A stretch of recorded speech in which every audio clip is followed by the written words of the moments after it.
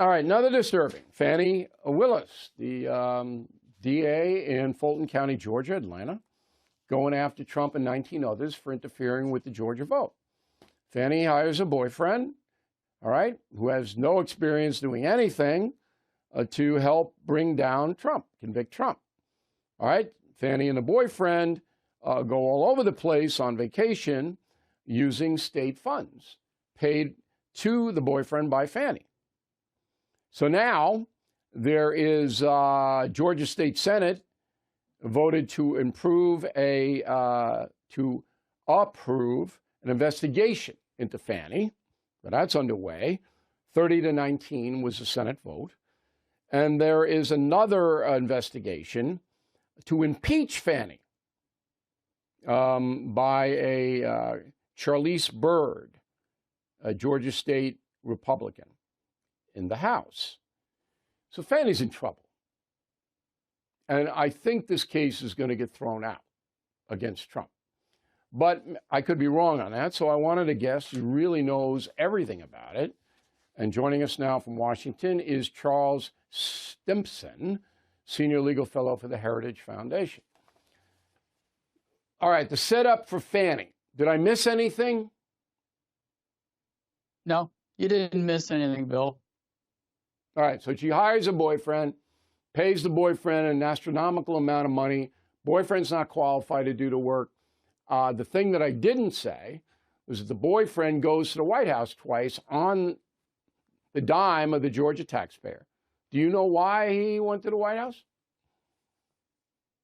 I don't know why he went to the White House, and I think there are some other really fundamental and basic problems with what happened. And this has zero to do with the underlying nature of the charges. She got COVID money from the county to clear up the COVID backlog of cases, yet she used that money not to do that, but to hire her lover. Secondly, she needed approval from the county to hire a special prosecutor. She didn't get it, yet she hired her lover.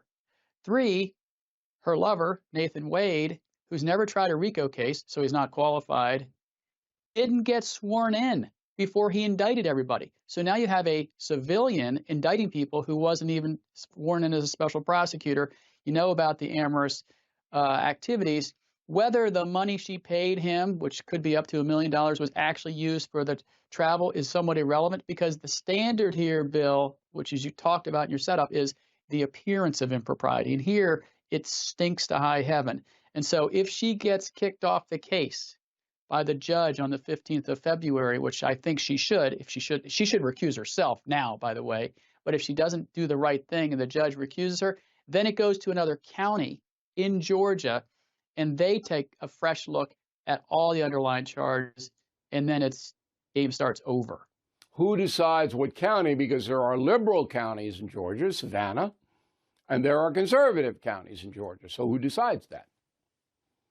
Well, I'm not a Georgia barred lawyer. I'm only California and Maryland. So I don't know if the judge has discretion to pick the county or whether the state attorney general would then step in and either prosecute or hand it to a county. So I don't know the answer to that. We'll find that out, and we'll report on that tomorrow. I think here there is enough for a federal judge to throw this thing out on prosecutorial misconduct. When you weigh the full portion of the evidence that Fani Willis, the DA, is on the record as saying she wants to get Trump. Okay, it's on the record, all right?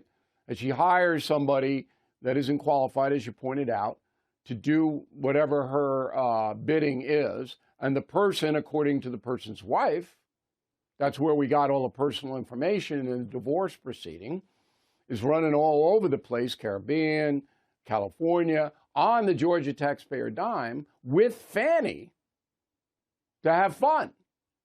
I mean, that in itself is corrupt. She could get charged with that, could she not?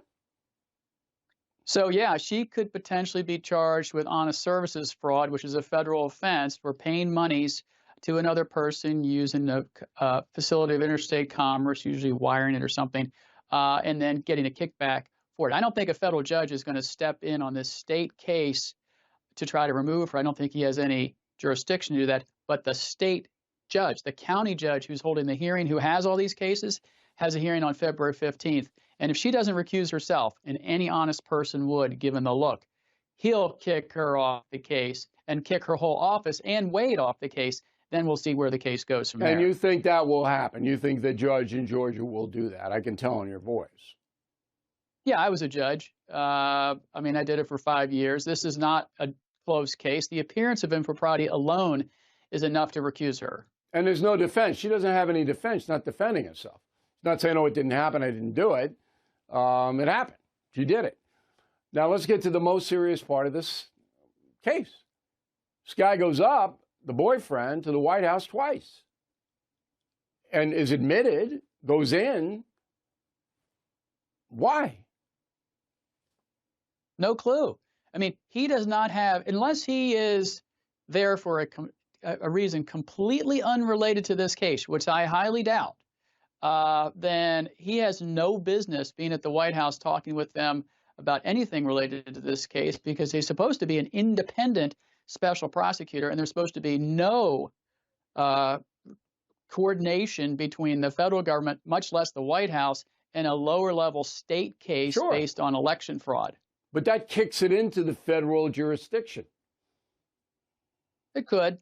It does. It could. Well, it could, Bill. But I honestly think that this mess is going to get cleaned up at the state level in terms of the impropriety. Now, with respect to the honest services fraud allegation, which could arise, then the feds would get involved. But we'll see whether this attorney general would ever go after her. Remember, there have been other prosecutors like Fani Willis who the feds haven't gone after despite their egregious misconduct while in office. So I don't have high hopes for Garland going after her. Okay. But I think the state of Georgia will. I don't think they're going to let this sit. Okay, Mr. Simpson, when you get something new, please let us know. We really appreciate it. And thanks for taking the time.